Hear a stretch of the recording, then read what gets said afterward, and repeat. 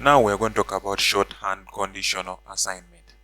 Now, when you need to assign a value to a variable based on a certain condition, we can use the shorthand assignment.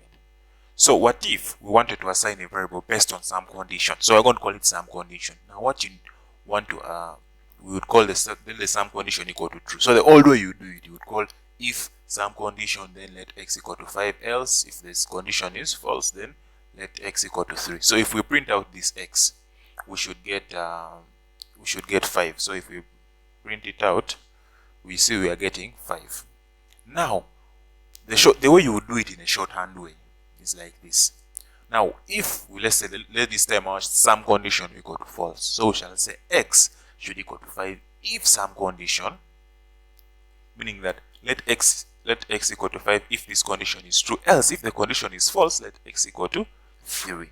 So if we print it out, we run the code, the thing should give us 3. Should print out this print out x should be 3, which is 3 as we see. So that is how you would use a shorthand conditional assignment, which is just a fast way of assigning maybe variables based on some certain condition. So that is how you would use shorthand assignment.